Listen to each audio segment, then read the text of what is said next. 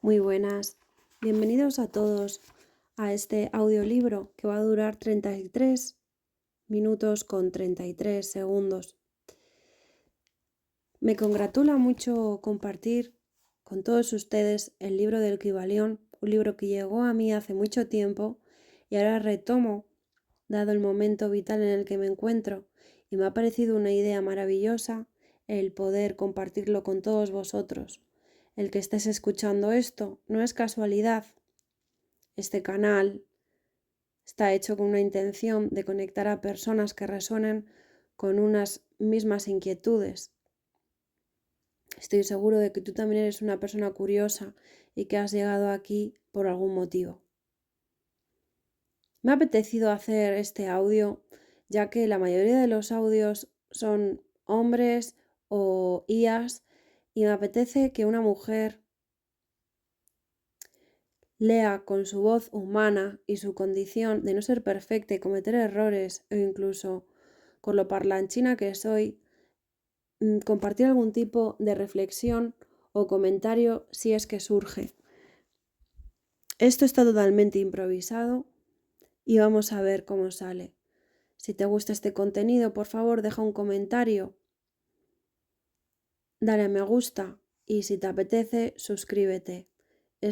La única intención que tengo es crear comunidad. Bien, no voy a leer la introducción, voy a leer la parte de atrás del libro. Quien llega aquí ya sabe de qué va esto y si no, lo descubriremos juntos. Para mí será un placer. El Kybalión, los tres iniciados. El propósito de este libro no es la enunciación de una filosofía o doctrina especial, sino más bien dar al estudioso una exgénesis de la verdad, que le sirva para conciliar los muchos tópicos de los conocimientos ocultos que puede ya haber adquirido, pero que aparentemente son contradictorios y paradójicos. Nuestro intento no consiste en erigir un nuevo templo de sabiduría, sino en colocar en manos del investigador una clave maestra con la cual pueda abrir las numerosas puertas internas que conducen al templo del misterio. Tres iniciados.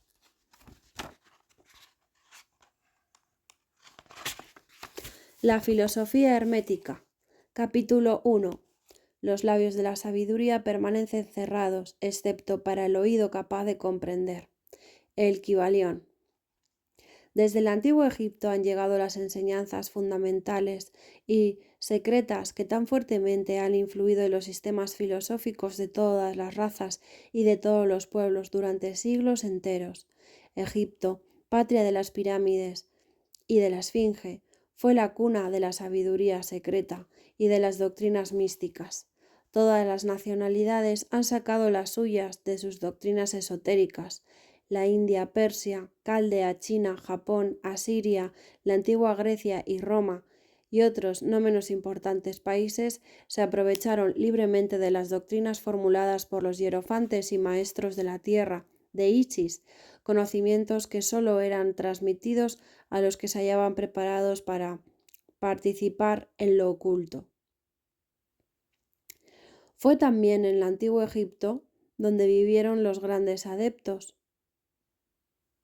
y maestros que nadie después ha superado.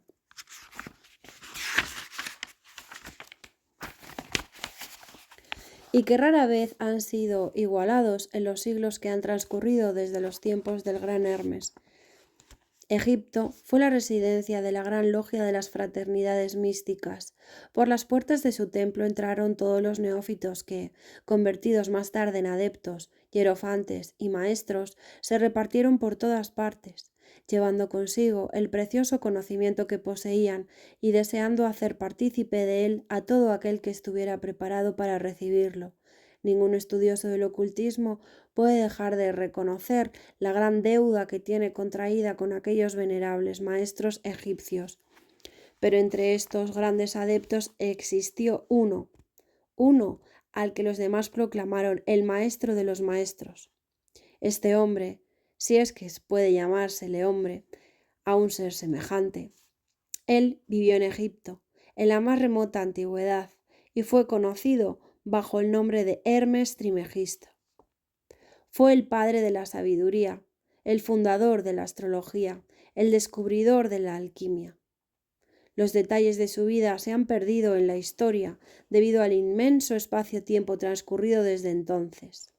La fecha de su nacimiento en Egipto, en su última encarnación en este planeta, no se conoce ahora, pero se ha dicho que fue contemporáneo de las más antiguas dinastías de Egipto, mucho antes de Moisés.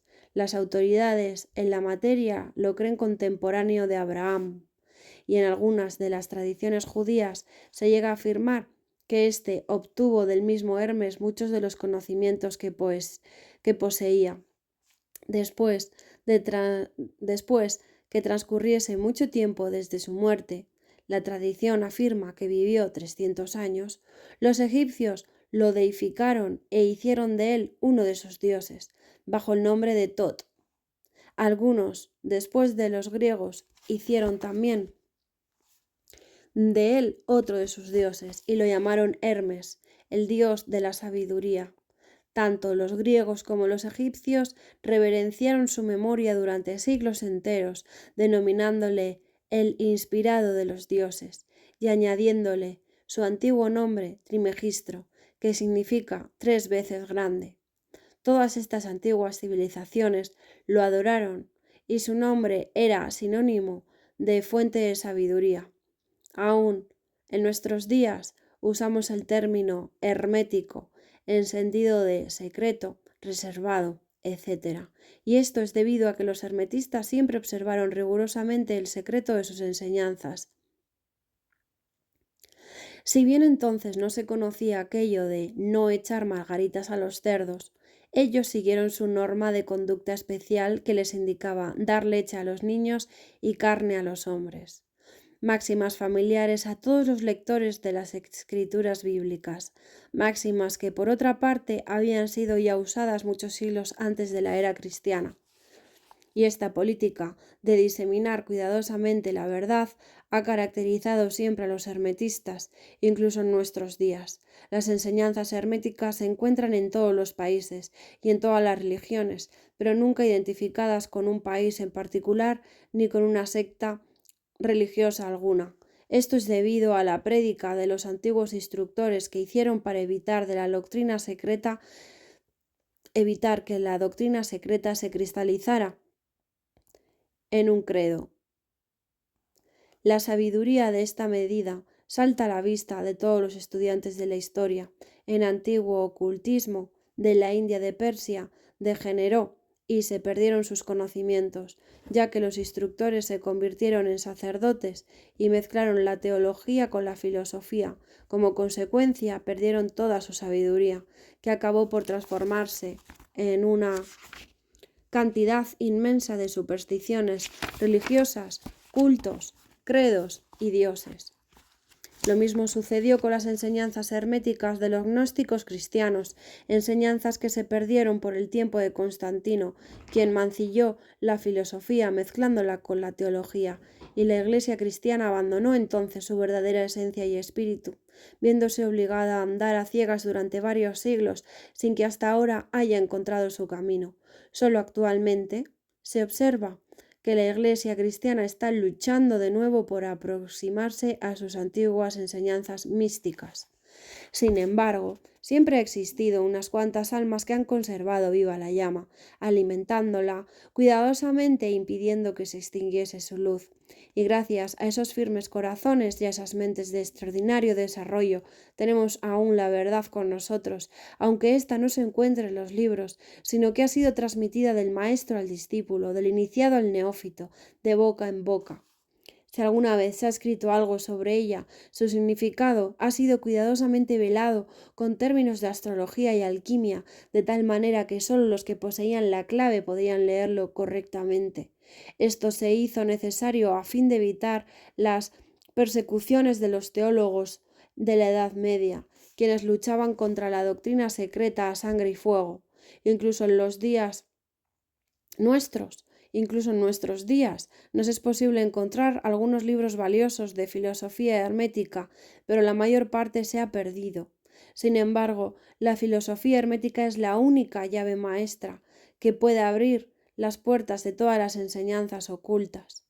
En los primeros tiempos existió una compilación de ciertas doctrinas herméticas que eran las bases fundamentales de toda la doctrina secreta y que habían sido hasta entonces transmitidas del instructor al estudioso, compilación que fue conocida bajo el nombre de El Kybalión, cuyo exacto significado se perdió durante centenares de años. Sin embargo, algunos que han recibido sus máximas de boca en boca las comprenden y las conocen. Sus preceptos no habían sido escritos nunca hasta ahora. Se trataba simplemente de una serie de máximas y axiomas que luego eran explicados y ampliados por los iniciados. Estas enseñanzas constituyen realmente los principios básicos de la alquimia hermética, la cual, contrariamente a lo que se cree, está basada en el dominio de la fuerza, de las fuerzas mentales, que más que en el de los elementos materiales, en la transmutación de una clase de vibraciones mentales en otras, más que en el cambio del tipo del metal en otro. Es decir, la leyenda acerca de la piedra filosofal que convertía todos los metales en oro es una alegoría relativa a la filosofía hermética, alegoría que es perfectamente comprendida por todos los discípulos del verdadero hermetismo. En esta obra invitamos a los estudiosos a examinar las enseñanzas herméticas tal como fueron expuestas en el Kybalión, explicadas y ampliadas por nosotros, humildes estudiosos de ellas, que si bien llevamos el título de iniciados somos, sin embargo, simples discípulos, a los pies de Hermes, el Maestro. Transcribimos aquí muchas de las máximas y preceptos del Kybalión, acompañadas por explicaciones y comentarios que creemos que ayudarán a hacer más fácilmente comprensibles los hombres modernos de estas enseñanzas, especialmente teniendo en cuenta que el texto original ha sido velado a propósito con términos oscuros y desconcertantes. Las máximas originales, axiomas y preceptos del Kybalión están impresos con otro tipo de letra. Esperamos que los lectores de esta obra saquen tanto provecho del estudio de sus páginas como lo sacaron otros que han pasado antes por el mismo sendero. Sendero que conduce al adeptado desde los tiempos de Hermes Trismegistro, el maestro de los maestros, el 3 veces grande. Donde quiera que se encuentren las huellas del maestro, allí los oídos del que está pronto para recibir sus enseñanzas se abren de par en par. Cuando el oído es capaz de oír, vienen los labios que han de llenarlos con sabiduría, de manera que, de acuerdo con lo indicado, este libro solo atraerá la atención de los que están preparados para recibirlo, y recíprocamente, cuando el estudioso esté preparado para recibir la verdad, este libro llegará a él, principio hermético de la causa y efecto, en su aspecto de la ley de la atracción. Llevará los oídos junto a los labios y el libro junto al discípulo. Capítulo 2. Los 7 principios herméticos. Los principios de la verdad son 7. El que comprende esto perfectamente posee la llave mágica, ante la cual todas las puertas del templo se abrirán de par en par. El Kybalión. Los 7 principios herméticos. Los 7 principios sobre los que se basa toda filosofía hermética son los siguientes. El principio del mentalismo. Primero. Segundo, el principio de correspondencia. Tercero, el principio de vibración. Cuarto, el principio de polaridad. Quinto, el principio de ritmo. 6. El principio de causa y efecto. Y 7 o séptimo, el principio de generación.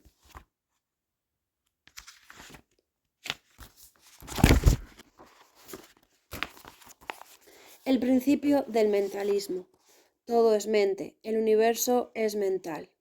Este principio encierra la verdad de que todo es mental. Explica que el todo, que es la realidad sustancial que se oculta detrás de las manifestaciones y apariencias que conocemos bajo los nombres de el universo material, las cosas que vemos, fenómenos de la vida, materia, energía, etc. Y, en una palabra, todo cuanto es sensible a nuestros sentidos materiales es espíritu, quien en sí mismo es incognoscible e indefinible, pero que puede ser considerado una mente infinita, universal y viviente. Explica también que todo el mundo fenomenal o universo es una creación mental del todo, en cuya mente vivimos, nos movemos y tenemos nuestro ser. Este principio, al establecer la naturaleza mental del universo, explica fácilmente los varios fenómenos mentales y psíquicos que tanto han llamado la atención del público,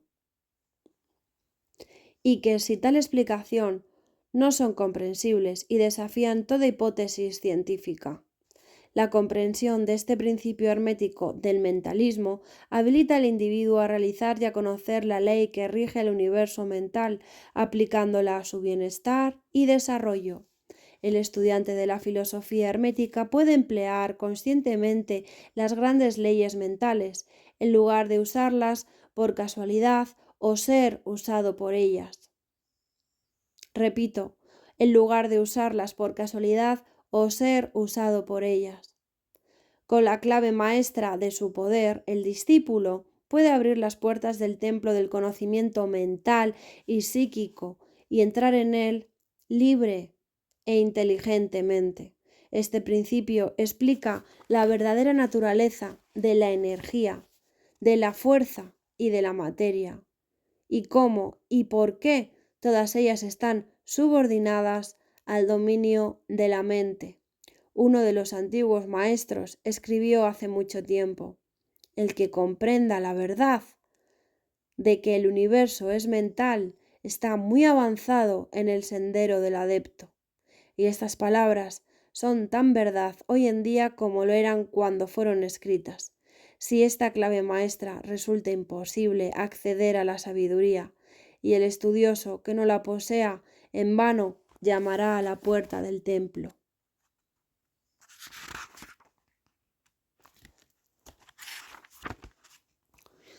2. Principio de correspondencia. Como es arriba, es abajo. Este principio encierra la verdadera verdad de que siempre hay una cierta correspondencia entre las leyes y los fenómenos de los diversos estados del ser y de la vida, y el antiquísimo axioma hermético se refiere precisamente a esto, al afirmar como es arriba es abajo, como es abajo es arriba. La comprensión de este principio da una clave para resolver muchos de los más oscuros problemas y paradojas de los misteriosos secretos de la naturaleza. Hay muchos planos que no conocemos, pero cuando aplicamos esa ley de correspondencia a ellos, mucho de lo que de otra manera nos sería incomprensible se hace claro a nuestra conciencia. Este principio es de aplicación universal en los diversos planos mental, material o espiritual del cosmos. Es una ley universal. Los antiguos hermetistas lo consideraban uno de los más importantes auxiliares de la mente, por cuyo intermedio se puede descorrer el velo que oculta lo desconocido a nuestra vida. Su aplicación puede desgarrar un tanto el velo de Isis, de tal manera que nos permita ver, aunque no sea más que algunos de los rasgos de la diosa. De alguna manera que conocer, de igual manera que conocer los principios de la geometría habilita al hombre para medir el diámetro, la órbita y el movimiento de las más lejanas estrellas mientras permanece sentado en su observatorio. Así también el conocimiento del principio de correspondencia lo faculta para razonar inteligiblemente de todo lo conocido a lo desconocido. Estudiando la mónada se llega a comprender al arcángel. 3. Principio de vibración. Nada está inmóvil, todo se mueve, todo vibra. Este principio encierra la verdad de que todo está en movimiento, de que nada permanece inmóvil, hecho confirmado por la ciencia moderna, que cada nuevo descubrimiento verifica y comprueba, y a pesar de todo, este principio hermético fue enunciado hace cientos de años por los maestros del antiguo Egipto. Explica las diferencias entre las diversas manifestaciones de la materia, de la fuerza, de la mente y aún de sí mismo, y aún del mismo espíritu, que no son sino el resultado de los diversos estados vibratorios, del todo, desde el todo, que es puro espíritu, hasta la más grosera forma de la materia, todo permanece en vibración. Cuanto más alta es ésta, tanto más elevada es su posición en la escala. La vibración del espíritu es de una intensidad infinita, tanto que prácticamente puede considerarse como si estuviera en reposo, de igual manera que una rueda que gira rapidísimamente parece que no tiene movimiento. Y en el otro extremo de esta escala hay formas de materia densísima, cuya vibración es tan débil que parece también estar en reposo. Entre ambos polos hay millones y millones de grados de intensidad vibratoria, desde la partícula y el electrón, desde el átomo y la molécula, hasta el astro y los universos. Todo está en vibración, y esto es igualmente cierto en lo que respecta a los estados o planos de la energía o fuerza, lo cual no es más que un determinado estado vibratorio, y a los planos mentales y espirituales. Una perfecta comprensión de este principio habilita al estudioso del hermetismo a controlar sus propias vibraciones mentales, así como las de los demás. Los maestros también emplean este principio para conquistar los fenómenos naturales, el que comprenda el principio vibratorio ha alcanzado el centro del poder, ha afirmado uno de los más antiguos escritores. 4. Principio de polaridad. Todo es doble, todo tiene dos polos, todo, su par de opuestos. Los semejantes y los antagónicos son lo mismo. Los opuestos son idénticos en naturaleza, pero diferentes en grado. Los extremos se tocan. Todas las verdades son semiverdades y todas las paradojas pueden reconciliarse. Este principio encierra la verdad de que todo es dual, todo tiene dos polos, todo su par de opuestos, afirmaciones que son de otros tantos axiomas herméticos. Explica y dilucida las antiguas paradojas que han dejado perplejos a tantísimos investigadores y que literalmente decían: la tesis y la antítesis son idénticas en naturaleza, difiriendo solo en grado. Los opuestos son idénticos en realidad, diferenciándose en su gradación. Los pares de opuestos pueden conciliarse, los extremos se tocan. Todo es y no es al mismo tiempo. Toda verdad no es sino media verdad. Toda verdad es medio falsa, etc. Este principio explica que todo hay dos polos. En todo hay dos polos, dos aspectos, y que los opuestos no son en realidad sino dos extremos de la misma cosa. La diferencia consiste simplemente en diversos grados entre ambos. El calor y el frío, aunque opuestos, son realmente lo mismo. Su diferencia consiste tan solo en una cuestión de grados. Mirad un termómetro y tratad de averiguar dónde empieza el calor y dónde termina el frío. No hay nada que sea calor absoluto en realidad, por lo que ambos términos, frío y calor, simplemente indican diversos grados de la misma realidad, y que ésta se manifiesta en esos opuestos, que no son más que dos polos, de eso que se llama calor y eso que se llama. Esto es la manifestación del principio de polaridad que nos ocupa. El mismo principio se manifiesta en la luz y en la oscuridad, las cuales, en resumen, no son sino una misma entidad. Su diferencia viene dada por la diversidad del grado entre los dos polos del fenómeno. ¿Dónde termina la oscuridad y dónde empieza la luz? ¿Cuál es la diferencia entre grande y pequeño, entre duro y blando, blanco y negro, alto y bajo, positivo y negativo? El principio de polaridad explica esta paradoja. El mismo principio opera de idéntica manera que el plano mental. Tomemos, por ejemplo, el amor y el odio, dos estados mentales completamente distintos en apariencia, y notaremos que hay muchos grados entre ambos, tantos que las palabras que nosotros usamos para designarlos, agradable y desagradable, se difuminan una en la otra, hasta tal punto que muchas veces somos incapaces de afirmar si algo nos causa placer o disgusto. Todas no son más que gradaciones de lo mismo, como comprenderéis claramente por poco que meditéis sobre ello, y aún más que esto es posible cambiar o transmutar las vibraciones de odio por vibraciones de amor en la propia mente, y que de los demás, precisamente esto es lo que los hermetistas consideraron lo más importante. Muchos de los que leéis estas páginas habréis tenido experiencias con vosotros mismos en los demás, de la rápida e involuntaria transición del amor al odio, o del amor en odio, y viceversa. Y ahora comprenderéis la posibilidad de efectuar esto por medio del poder de la propia voluntad, y de acuerdo con las fórmulas herméticas, el bien y el mal no son sino los polos de una misma única realidad, y el hermetista comprende y conoce perfectamente el arte de transmutar el mal en bien, aplicándolo inteligentemente el principio de polaridad. En una palabra, el arte de polarizar se convierte en una fase de alquimia mental.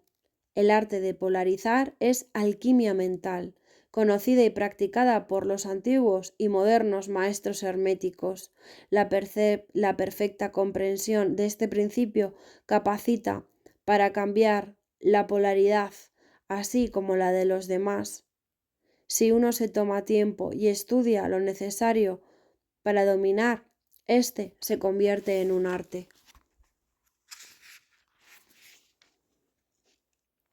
5. El principio del ritmo. Todo fluye y refluye. Todo tiene sus periodos de avance y retroceso. Todo asciende y desciende. Todo se mueve como un péndulo. La medida de su movimiento hacia la derecha es la misma que la de su movimiento hacia la izquierda. El ritmo es la compensación. Este principio encierra la verdad de que todo se manifiesta en un determinado movimiento de ida y vuelta, un flujo y reflujo, una oscilación de péndulo entre los dos polos que existen de acuerdo con el principio de polaridad descrito anteriormente. Hay siempre una acción y una reacción, un avance y un retroceso, una ascensión y un descenso, y esta rige para todo, soles, mundos, animales, mente, energía, materia. Esta ley se manifiesta tanto en la creación como en la destrucción de los mundos, tanto en el progreso como en la decadencia de las naciones, en la vida, en todo lo que existe y finalmente en los estados mentales del hombre, y con referencia a estos últimos, los hermetistas creen que este principio es el más importante. Ellos han hallado este principio, encontrándolo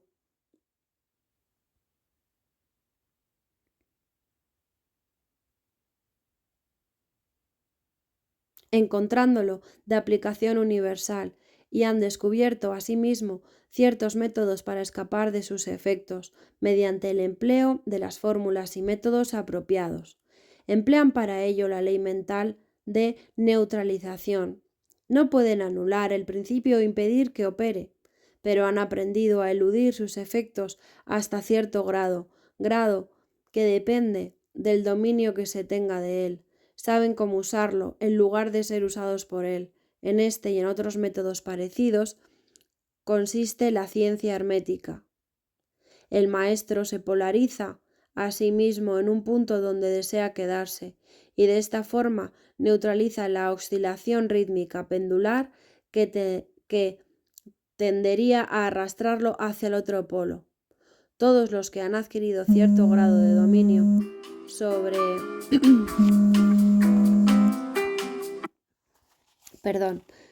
una alarma. Todos los que han adquirido cierto grado y dominio sobre sí mismos ejecutan esto hasta cierto punto, consciente o inconscientemente, pero el maestro lo efectúa de forma consciente y por el solo poder de su voluntad alcanza un grado tal de estabilidad y firmeza mental casi imposible de concebir por esa inmensa muchedumbre que va y viene en un continuo movimiento ondulatorio, impulsada por ese principio de ritmo. Este, así como el de polaridad, han sido cuidadosamente estudiados por los hermetistas y los métodos que contrabalancean para neutralizarlos y emplearlos de tal forma, forman una de las partes más importantes de la alquimia mental hermética. Continuaremos el siguiente capítulo con los dos últimos principios y nos sumergiremos en ellos más profundamente, tal y como prosigue este libro, con el sexto, principio de causa-efecto, y el séptimo y último, el principio de generación. Muchas gracias por escuchar este audio. Agradezco mucho que estés aquí. Recuerda que no estás aquí por casualidad. Me agradecería mucho que me dieras un me gusta, te suscribieses y dejases sobre todo para continuar y hacerte ver en esta comunidad y que resuenas con este contenido, que dejes un comentario. Muchas gracias, muchísimas gracias por tu paciencia y por tu estar en esta vida.